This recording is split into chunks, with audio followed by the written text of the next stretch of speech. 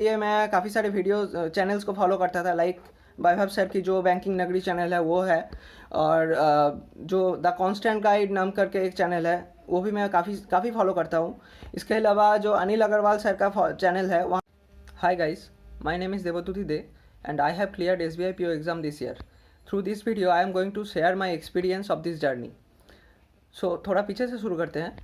तो I completed my graduation on 29th of October in 2020। उसके बाद मुझे करीब एक डेढ़ महीने लगा। काफ़ी सारी चीज़ें फिगर आउट करनी थी। पहले तो बैंकिंग की तरफ जाना है या एसएससी की तरफ जाना है, तो मैंने डिसाइड किया कि मुझे बैंकिंग की तरफ ही जाना है। एंड फिर मुझे थोड़ा बहुत और टाइम इसमें लगा कि क्या क्या सिलेबस होता है, क्या पैटर्न होता है इस एग्ज़ाम का, और उसको कैसे कौन से अप्रोच लेना है प्रिपरेशन के लिए। And after deciding all these things, I started preparation.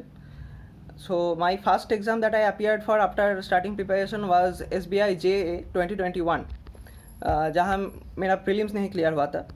उसके बाद आरआरबी ऑफिस असिस्टेंट दिया मैंने, and I skipped actually RRB PO because I felt my preparation is not good enough to clear that exam.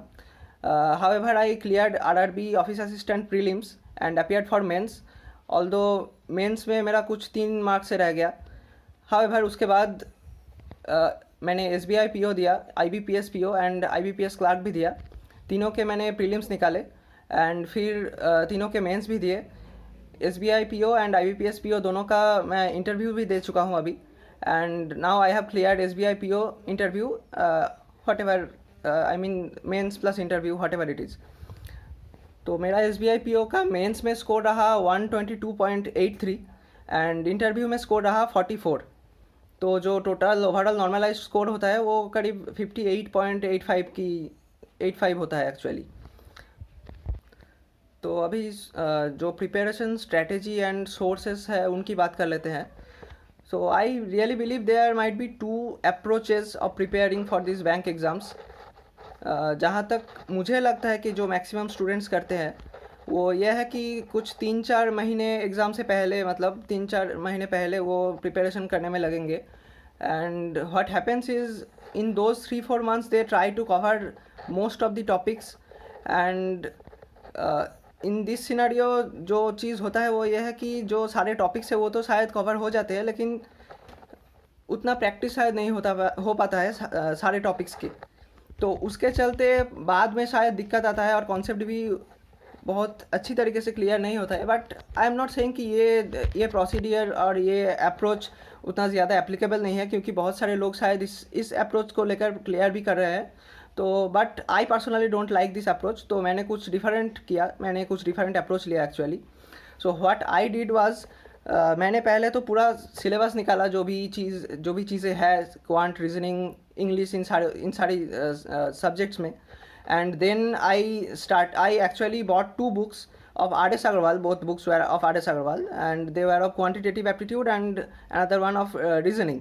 And I followed the syllabus, और syllabus जो भी थे, मतलब उसके हिसाब से मैंने सारे जो चैप्टर्स थे वो कंप्लीट किए, सारे जो प्रॉब्लम्स थे वो सॉल्व किए. एंड उसके बाद मैंने पूरा का पूरा जो सिलेबस था उसको सॉल्व किया. और फिर पजल्स के लिए मैंने फिर ऑलिव बोर्ड का जो पजल मैनिया है उसको ख़रीदा, वहाँ से काफ़ी सारे प्रैक्टिस किए. तो और करंट अफेयर्स के लिए मैं पहले से बायजूस एग्ज़ाम प्रेप जो है, जो पहले ग्रेड अप के नाम से जानी जाती थी, उसको फॉलो कर रहा था. And after that I started following olive board also वहाँ पे. और ये जो दोनों सोर्स है इनको कंपाइल करके जो है मैंने करंट अफेयर्स का पूरा प्रिपरेशन किया है. And I really feel these 2 sources of current affairs are quite adequate for this bank exams. And अगर बात की जाए इंग्लिश की, तो to be very honest my English was quite good. तो मुझे ज़्यादा कुछ काम करने की तो ज़रूरत नहीं पड़ी इंग्लिश में. हालांकि मैंने SP बख्शी का जो ग्रामर बुक है वो ख़रीदा था, वो कुछ थोड़ा बहुत पढ़ा था मैंने, तो थोड़ा पॉलिशिंग का जो काम होता है वो शायद हो गया था मेरा ग्रामर का. भोकअप के लिए मैंने कुछ ज़्यादा से फॉलो नहीं किया था. मैं हर रोज़ इंग्लिश न्यूज़पेपर जो है द टाइम्स ऑफ इंडिया पढ़ता हूँ, तो उसी से मेरा काफ़ी सारा कवर हो जाता था.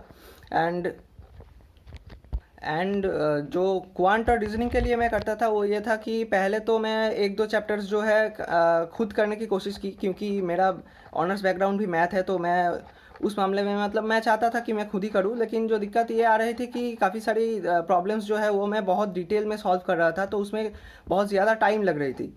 तो फिर मुझे लगा कि शायद मुझे कुछ ऐसे सोर्स ढूंढने चाहिए जहाँ से मुझे मतलब ताकि मैं कम से कम समय में ये जो प्रॉब्लम्स है उसको सॉल्व कर पाऊँ, उसका एक सोल्यूशन निकाला जाए। तो I started following Sahil sir on wifi study, and what I did was I actually started watching his videos of all the topics. I mean जो भी चैप्टर मैं शुरू करता था प्रॉब्लम सॉल्व करने के लिए, तो पहले मैं साहिल सर का वीडियो देख लेता था, उनका जो वीडियो रहता है उसका पूरा का पूरा नोट बना लेता था, एंड उसके हिसाब से फिर मैं जो प्रॉब्लम होता था आर एस अग्रवाल बुक में से वहाँ से सॉल्व करता था, पूरा का पूरा चैप्टर मैं वहाँ से सॉल्व करता था। And for reasoning I actually completed most of the chapters my self, लेकिन जो क्रिटिकल रीजनिंग या फिर आप लॉजिकल रीजनिंग जिसको बोलते हैं वो पार्ट में मुझे ठीक से समझ में नहीं आ रहा था, तो उसके लिए मैंने दीपक सर को फॉलो किया था, वो भी वाईफाई स्टडी पे ही पढ़ाते हैं, और सिलोजिज्म भी मैंने उन्हीं से पढ़ा था। सिलोजिज्म में काफ़ी सारे लोगों को दिक्कत आती है, मुझे भी बहुत सारी दिक्कत आती थी, तो उनसे पढ़ने के बाद मुझे जो सिलोजिज्म का जो प्रॉब्लम्स थे वो सारे सॉल्व हो गए थे, और क्रिटिकल रीजनिंग भी हालांकि उतने सारे तो सॉल्व नहीं हुए थे प्रॉब्लम्स, पर it was good ultimately. And English के लिए भी मैं निमिषा बंसल मैम की कुछ वीडियोस देखे थे जिसमें मुझे काफ़ी सारे हेल्प हुए। जो इंग्लिश ग्रामर की दो कुछ चीज़ें हैं like error spotting and all, वहाँ पे कुछ सारी चीज़ों में गलतियाँ कर रहा था मैं, तो वो सारी चीज़ें भी वहाँ निमिषा मैम की वीडियोस देख के काफ़ी अच्छा हुआ। इसके बगैर जो इसके अलावा मतलब जो भी इंफॉर्मेशन एंड ऑल है उसके लिए मैं काफ़ी सारे वीडियोस चैनल्स को फॉलो करता था, लाइक वैभव सर की जो बैंकिंग नगरी चैनल है वो है, और जो द कांस्टेंट गाइड नाम करके एक चैनल है वो भी मैं काफ़ी फॉलो करता हूँ। इसके अलावा जो अनिल अग्रवाल सर का चैनल है वहाँ से मैंने इंटरव्यू के ऑलमोस्ट सारे प्रिपरेशन किए हैं। हालांकि जो जनरल अवेयरनेस मतलब जो बैंकिंग अवेयरनेस का पार्ट है वो मैंने मोस्टली पढ़ा है दो बुक से, एक तो है अरिहंत का जो बैंकिंग अवेयरनेस का बुक होता है वो, और एक है दिशा पब्लिकेशन का जो बैंकिंग अवेयरनेस का बुक है। तो इन दोनों बुक्स के अलावा भी मैंने अनिल अग्रवाल सर के जो इंटरव्यू के प्लेलिस्ट थे वो सारी चीज़ें देखे, वहाँ से मुझे काफ़ी सारी हेल्प हुई। एंड उसके चलते मुझे इंटरव्यू में एक्चुअली काफ़ी आसानी हुई काफ़ी सारे सवालों के आंसर देने में। हालांकि मुझे इंटरव्यू में कोई भी जो बैंकिंग रिलेटेड क्वेश्चन है वो नहीं पूछे गए थे, सारे के सारे questions kind of personality based थे। मोस्टली मेरे पापा की जो ऑक्यूपेशन है उस पे गए थे, और मेरे ऑनर्स के बैकग्राउंड एंड ऑल हॉबीज़ इन सारी चीज़ों से जो है क्वेश्चंस हुए थे। बैंकिंग रिलेटेड एक भी क्वेश्चन नहीं था। तो interview was actually good, I was quite excited for interview actually. And मैं यही बोलूँगा कि मतलब मेरा जो एक्सपीरियंस इंटरव्यू का है स्पेशली वो मतलब मैं चाहता था भी कि ऐसे ही इंटरव्यू जाए, ज़्यादातर बैंकिंग का क्वेश्चन ना पूछा जाए, तो वही हुआ kind of. And it was good actually. I really wanted to give one this kind of an interview. तो इंटरव्यू के बाद फिर जो रिज़ल्ट आया तो मतलब क्लियर हो गया है अभी। एंड फैमिली का जो रिएक्शन है वो मतलब आप समझ ही सकते हो, सारे बहुत बहुत खुश है सारे लोग। जो तो जब रिज़ल्ट जब आया मुझे पता भी चला, सर वैभव सर के जो चैनल है बैंकिंग नगरी वही उसी चैनल से मुझे पता चला कि रिज़ल्ट आउट हुआ है। तो there was an certain burst of emotions actually for a second। उसके बाद मतलब it was normal, back to normal actually I was. तो मैंने अपने माँ को बताया, फिर मैंने पापा को इन्फॉर्म किया ओवर द फ़ोन कि क्लियर हो चुका है। फैमिली में सारे लोग बहुत खुश है। एंड फैमिली का जो माहौल है वो पिछले 2 दिन से मतलब बहुत ही ज़्यादा खुश माहौल है अभी। For preparations I would really like to suggest you guys कि आप लोग मैंने जो सोर्सेज बताए वो सारे चीज़ें आप फॉलो कर सकते हो। हालांकि मेरा मानना ये है कि हर एक स्टूडेंट का अपना अपना अलग नज़रिया होता है, अपना अपना अलग सीखने की तरीका होता है, तो उस हिसाब से आपको थोड़ा बहुत अडेप्ट करना पड़ेगा खुद को, तो उस हिसाब से आप देख लेना कि आपको कौन सी चीज़ें में ज़्यादा रुचि आ रही है। मतलब ऐसा हो सकता है कि मैंने अगर बुक से पढ़ा है बैंकिंग अवेयरनेस, तो आपको भी बुक से ही पढ़ना है ऐसा ज़रूरी नहीं है। आप किसी वीडियोज़ वगैरह, प्लेलिस्ट वगैरह फॉलो कर सकते हो, वहाँ से भी बहुत लोग पढ़ते हैं, वहाँ से बहुत सारा हेल्प होता है। जहाँ तक मेरा सवाल है, तो मुझे बुक से पढ़ने में ज़्यादा मतलब आसानी होती है, मुझे वीडियोज़ से पढ़ने में बहुत ज़्यादा टाइम लग जाता है, मुझे नोट्स बनाने में बहुत ज़्यादा टाइम लग जाता है। तो इस वजह से मैंने करंट अफेयर्स भी कभी वीडियोज़ वगैरह से नहीं पढ़ा। And I think I told you all the sources जो जो भी मैंने फॉलो किए हैं।